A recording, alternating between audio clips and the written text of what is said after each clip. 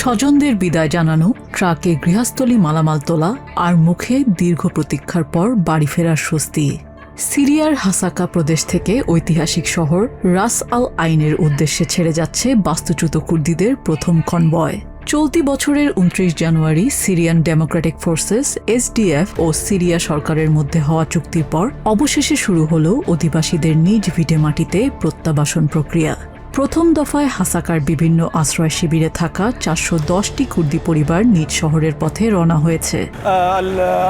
SDF এবং Damascus সরকারের মধ্যকার সমঝোতার অন্যতম প্রধান শর্ত ছিল রাস আল আইন ও আফরিন থেকে বাস্তুচ্যুত হওয়া সব মানুষের সম্মানজনক প্রত্যাবর্তন। চুক্তি বাস্তবায়নে কিছু বিলম্ব হলেও আজ প্রথম দলটির রওনা হওয়াটা অত্যন্ত ইতিবাচক একটি পদক্ষেপ। আমরা আশা করি খুব দ্রুতই এই বাস্তুচ্যুত মানুষের দুর্ভোগের স্থায়ী অবসান ঘটবে। তুর্কির সীমান্ত ঘেঁষা রাস আল আইন শহরটি দীর্ঘ ১৪ বছরের সিরিয়ান গৃহযুদ্ধে বারবার নিয়ন্ত্রকের পরিবর্তন দেখেছে। ২০১৯ সালে তুর্কি বাহিনী ও তাদের মিত্র বিদ্রোহী গোষ্ঠীগুলোর অভিযানের মুখে বাধ্য হয়ে লাখ লাখ কুর্দি অধিবাসী ঘরবাড়ি ছেড়ে পালিয়ে যান।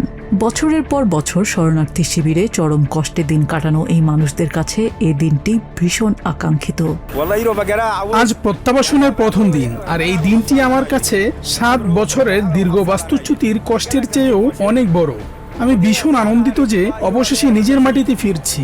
আমাদের ঘরবাড়ি এখন কি অবস্থায় আছে জানি না, কোনো আসবাবপত্র সাথে নিচ্ছি না। আগে গিয়ে বাড়ি মেরামত করব, তারপর মালামাল নিয়ে যাব। দীর্ঘ গৃহযুদ্ধে বাস্তুচ্যুতির শিকার সাধারণ মানুষের এই প্রত্যাবর্তনকে অঞ্চলটিতে শান্তি ও স্থিতিশীলতা ফেরানোর একটি বড় পদক্ষেপ হিসেবে দেখছেন বিশ্লেষকরা।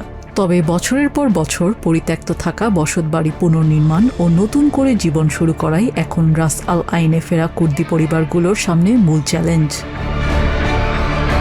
নিজিয়া জামি, TVN24 নিউজ ডেস্ক।